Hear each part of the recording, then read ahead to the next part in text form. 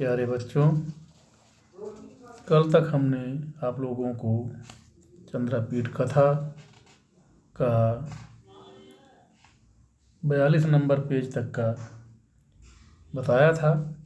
अब आज 43 number page में देखिए, स्क्रीन पर भी आप लोग देख सकते हैं। और बच्चों, ये आपकी पुस्तक में पेज नंबर दूसरा भी हो सकता है, इसलिए इसको देखिए।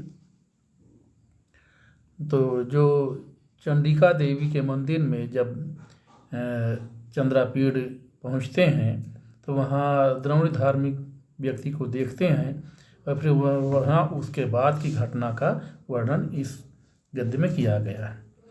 तो अथावतीर्य तुर्गात् प्रविश्य भक्ति प्रवीणेन चेतसा ताम प्रणनाम। अथ मन इसके बाद, अवतीर्य मन उतर करके, तुर्गात माने घोड़े से उतर करके, अथ तुर्गात अवतीर्य इसके बाद घोड़े से उतर करके, प्रविश्य माने मंदिर में प्रवेश करके, यानी मंदिर में ही गया तो मंदिर में प्रवेश करके, भक्ति प्रवीणेन माने भक्ति से भरे हुए या भक्ति पूर्वक, चेतसा माने मन से, ताम प्रणाम उस देवी को प्रणाम किया। फिर से देखिए, अथ अवतीर्य तुर्गात, अथ तुर्गात अवतीर्य माने इसके बाद घोड़े से उतरकर, प्रविश्य माने मंदिर में प्रवेश करके, भक्ति प्रवीणेन माने भक्ति से भरे हुए, चेतसा माने मन से, ताम प्रणाम उस देवी को प्रणाम किया। कृत प्रदक्षिणश्च पुनः प्रणम्य, च माने और, कृत प्रदक्षिणा माने प्रदक्षिणा करके, यानी मंदिर के चारों तरफ घूम करके, पुनः प्रणम्य माने पुनः प्रणाम करके, प्रशस्त देवतोद्देश दर्शन कुतूहलेन, प्रशस्त देवता यानी प्रशस्त देवता के उद्देश्य से, दर्शन कुतूहलेन माने दर्शन की उत्सुकता के कारण, परिभ्रमण माने घूमते हुए, तम द्रविड़ धार्मिकम अपश्यत उस द्रविड़ धार्मिक को, अपश्यत माने देखा, यानी उस द्रविड़ धार्मिक जो द्रविड़ पुजारी था, उस द्रविड़ पुजारी को, द्रविड़ धार्मिक को उसने देखा। फिर से एक बार देख लीजिए इस वाक्य को। कृत प्रदक्षिणश्च, च माने और, कृत प्रदक्षिणा माने प्रदक्षिणा करके, यानी परिक्रमा करके, मंदिर की परिक्रमा करके, पुनः प्रणम्य माने पुनः देवी को प्रणाम करके, प्रशस्त देवता उद्देश्य दर्शन कुतूहलेन, प्रशस्त देवता के उद्देश्य से, प्रशस्त देवता के उद्देश्य से दर्शन की उत्सुकता के कारण, परिभ्रमण माने घूमते हुए, तम द्रविड़ धार्मिकम अपश्यत उस द्रविड़ धार्मिक को देखा। न्यवार्यच्च तेन सार्धम प्रारब्ध कलहान उपहसतः स्वसैनिकान।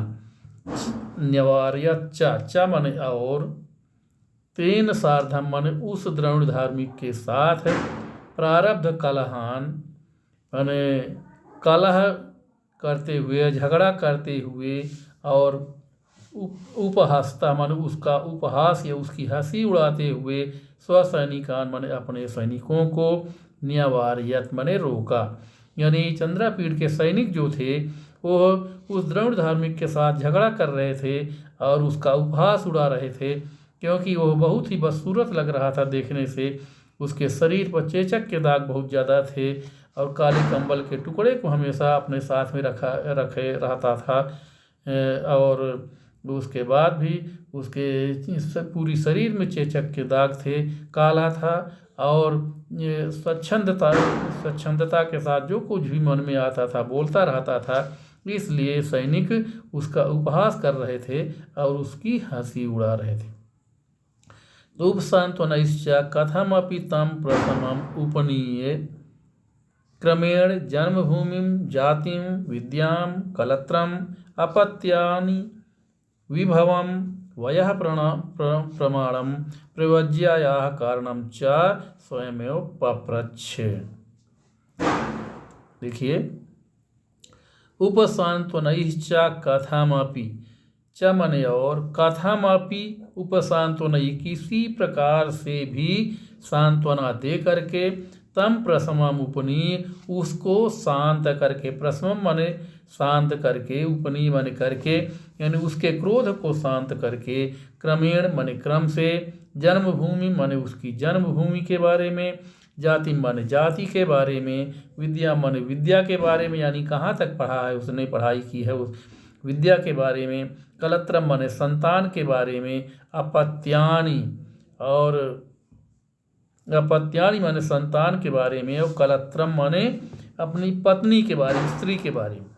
तो कलत्रम माने स्त्री के बारे में, अपत्यानि माने संतान के बारे में, विभव और धन संपत्ति वैभव के बारे में, वयः प्रमाणम माने उम्र कितनी है उसकी, इसके बारे में, अप्रवज्यायाः कारणम च माने और, प्रवज्यायाः कारणम माने संन्यास लेने के कारण के विषय में, स्वयं एवं पप्रच्छ, स्वयं ही पूछा। फिर से इस वाक्य को देख लीजिए, लंबा वाक्य है।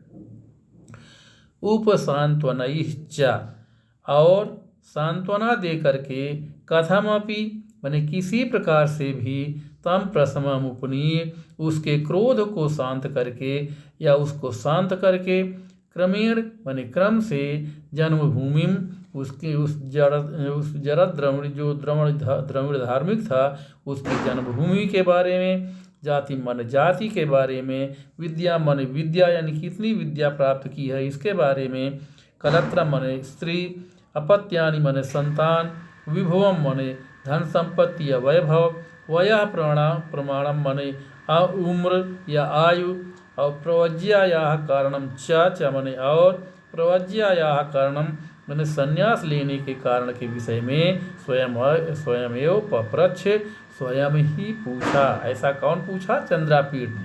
चंद्रापीठ ने ये सब बातें उस द्रविड़ धार्मिक से पूछा।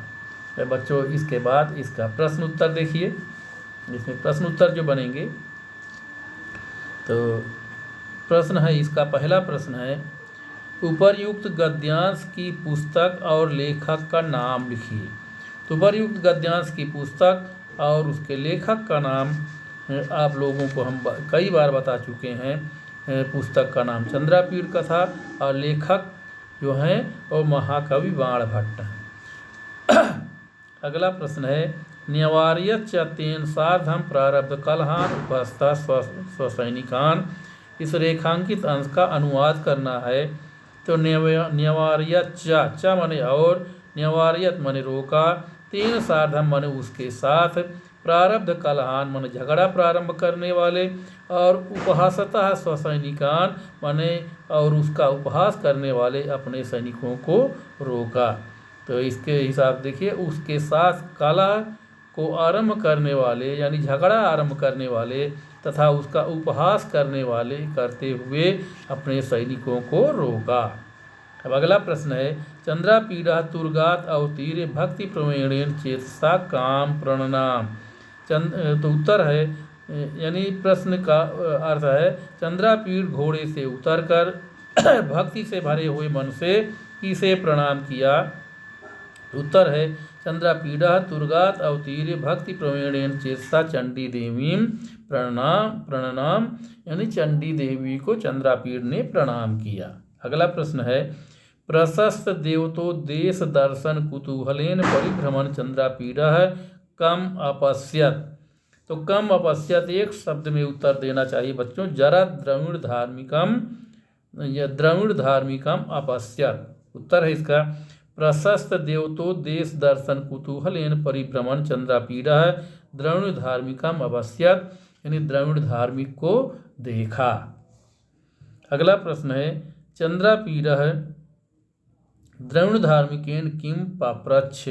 चंद्रापीड़ ने द्रविड़ धार्मिक से क्या पूछा। तो उत्तर है, चंद्रापीड़ा द्रविड़ धार्मिकेन जन्मभूमि जातिम विद्याम कलत्रम अपत्यानि विभवम वयः प्रमाणम प्रवज्यायाः कारणम च पाप्रच्छ। यानी चंद्रापीड़ ने जो द्रविड़ धार्मिक था उसकी जन्मभूमि, जाति, विद्या, स्त्री, संतान, वैभव, आयु और प्रवज्या का यानी संन्यास के कारण के विषय में उससे पूछा।